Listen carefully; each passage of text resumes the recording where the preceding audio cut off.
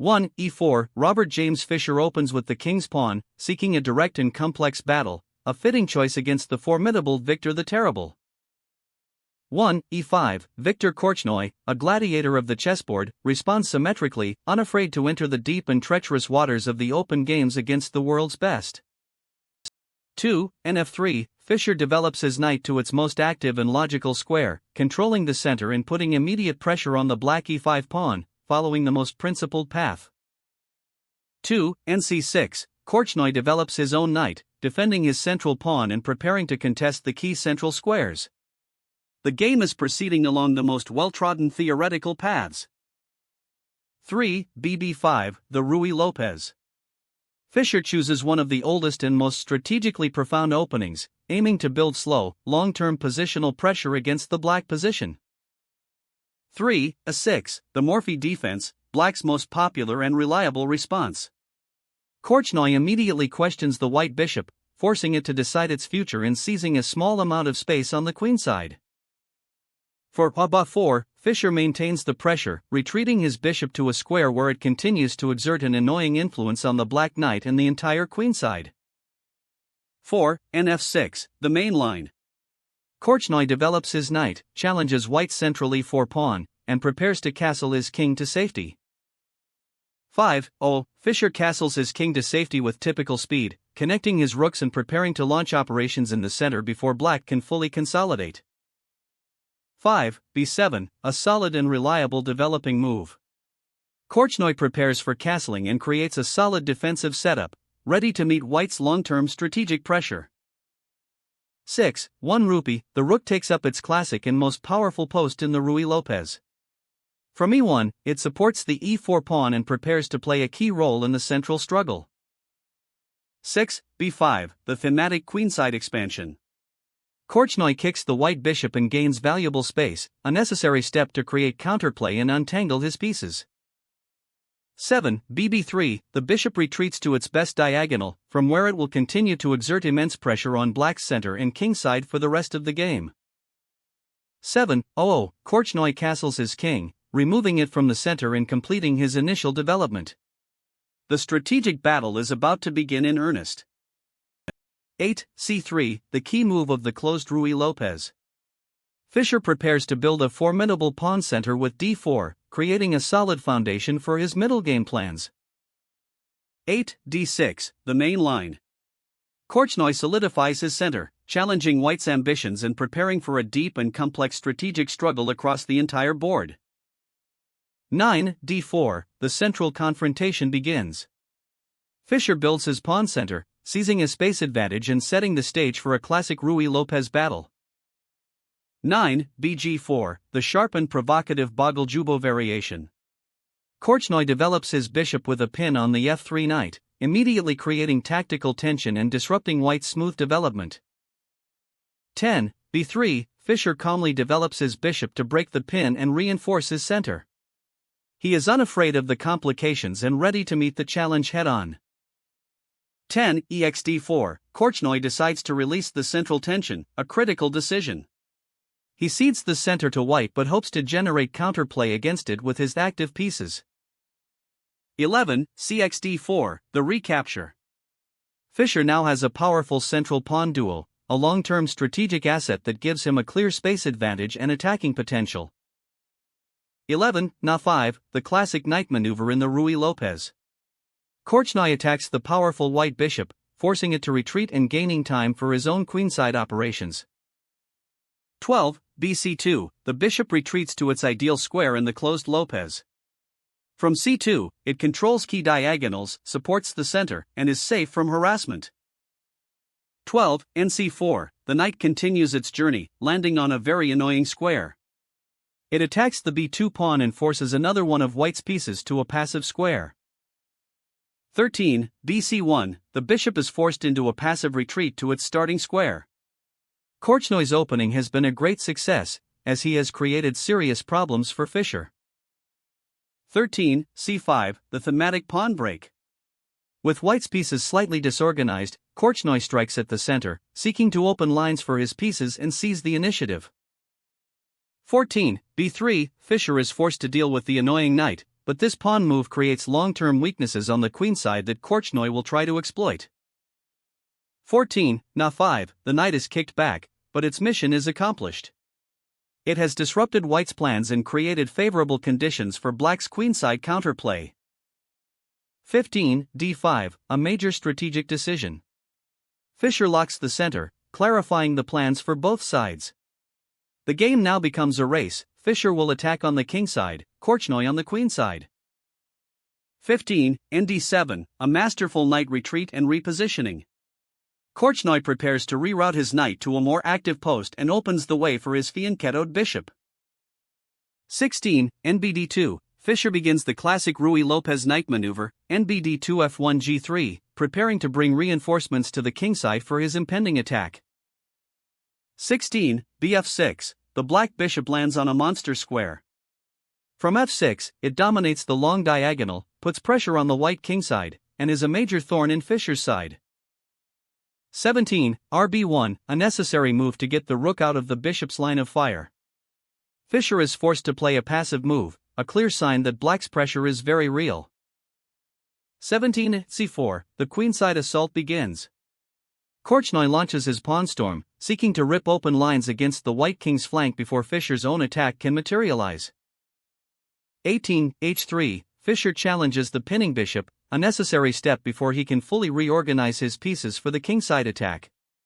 This move also creates a potential weakness. 18. Bxf3, Korchnoi willingly trades his powerful bishop for the knight, a deep strategic decision. He gives up the bishop pair to damage white's pawn structure and open more lines. 19. Nxf3, the recapture. Fischer now has the bishop pair, a long-term advantage, but his kingside is slightly weakened, and he must deal with black's immediate queenside threats. 19. Cxb3, the queenside opens up. This exchange creates a passed b-pawn for black and opens the c-file for his rooks, further increasing his pressure. 20. Axb3, the recapture is forced. White's queenside is now under serious assault, and Fischer must defend with precision and ingenuity to survive.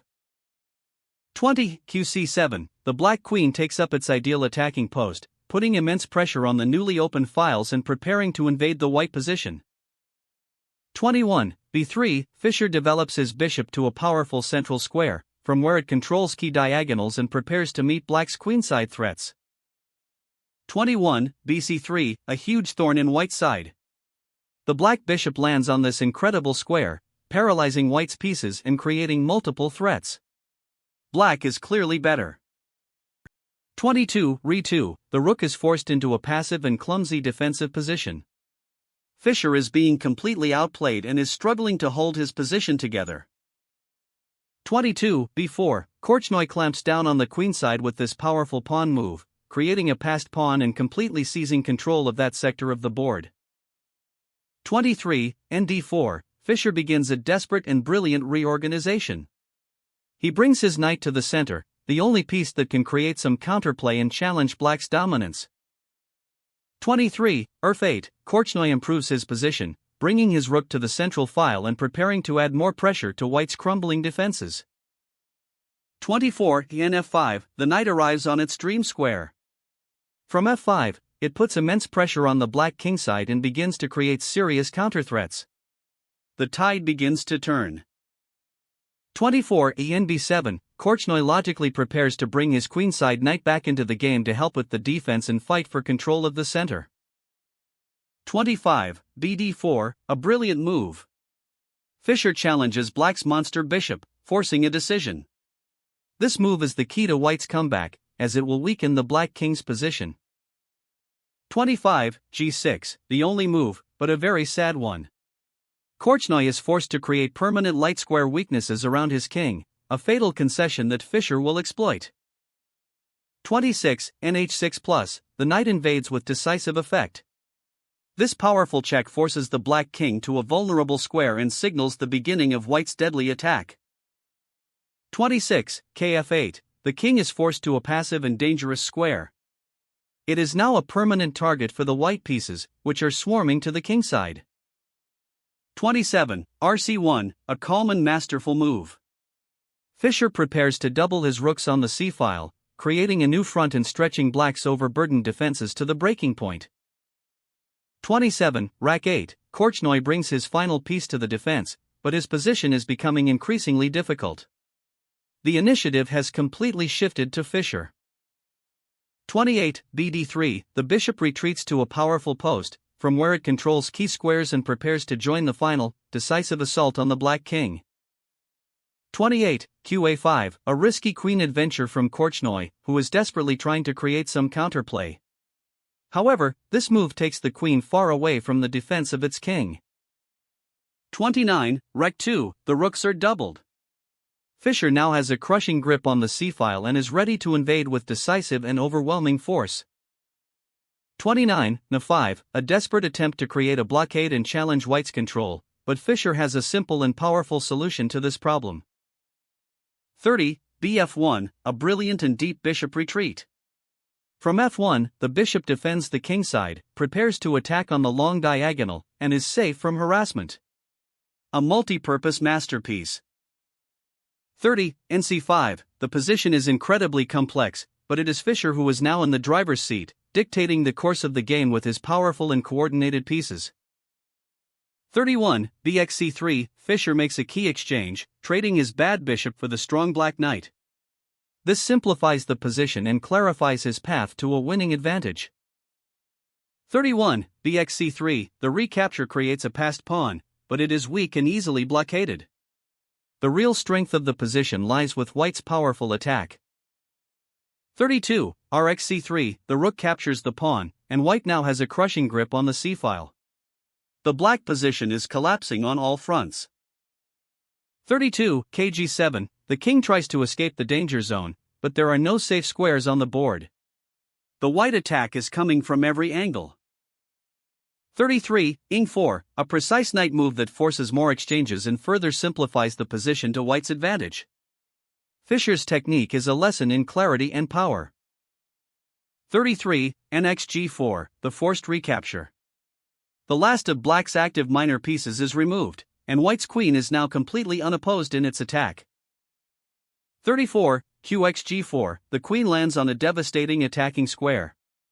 It now eyes the black king and prepares to coordinate with the rooks for the final, brutal checkmate. 34, RB8, a desperate attempt to create some counterplay on the b-file, but it is far too slow. The game will be decided by the direct attack on the king. 35, RF3, a brilliant rook lift. Fischer swings his rook over to the f-file, creating a deadly battery with his queen and preparing a decisive invasion. 35, Nex4, the fatal mistake. Korchnoi grabs a pawn, but in doing so, he opens the e-file and walks directly into a stunning and forced combination. 36, QF4, the queen invades with crushing force. This powerful move attacks the f7 pawn and creates unstoppable threats against the fatally exposed black king. 36, F5, the only move to defend, but it is a strategic disaster. This pawn move irrevocably weakens the dark squares around the king, sealing his tragic fate. 37, Re3, a calm and deadly move. Fischer prepares to triple his major pieces on the e-file, creating an overwhelming and unstoppable attacking force. 37, Re5, a desperate attempt to create a blockade, but it is a futile gesture against the full might of white's perfectly coordinated army. 38, RC6, the rook invades the 6th rank with decisive effect. This piece is now a monster, creating unstoppable threats and completely paralyzing the black position. 38, B8, the black rooks are tied down to a pitifully passive defense. They are helpless spectators to the destruction of their own king. 39, RxD6, the brilliant and decisive exchange sacrifice. Fischer gives up his rook for the knight to shatter black's defensive structure and create an unstoppable passed pawn. 39, QA1, a desperate attempt to create some backrank threats, but Fischer has calculated everything to perfection and has a simple solution. 40, Verxa6, the rook captures the knight, and the smoke clears to reveal a completely winning position. The passed d-pawn will now be the hero of the game. 40, QD4, the black queen tries to create a blockade, but it is a lowly warrior fighting against a coordinated white army led by a monster passed pawn.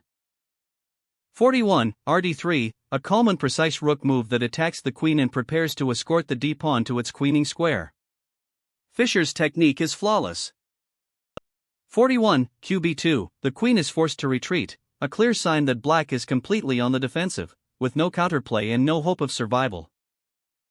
42. d6, the pawn begins its relentless and unstoppable march. It is now a dagger aimed at the heart of black's position, and its advance cannot be stopped. 42. g5, a final, desperate attempt to create chaos by attacking the queen, but it only serves to weaken his own king's position even further. 43. qe3, the queen calmly sidesteps the threat, maintaining complete control over the position and preparing to deliver the final, crushing blow. 43. f4, another desperate pawn push, but it is a futile gesture that only creates new targets for white's pieces and accelerates the end of the game. 44. qa7+, the brilliant and crushing final move. This simple check is a killer, forcing a sequence that leads to a quick checkmate or a massive loss of material. Seeing no defense, Viktor Korchnoi resigns.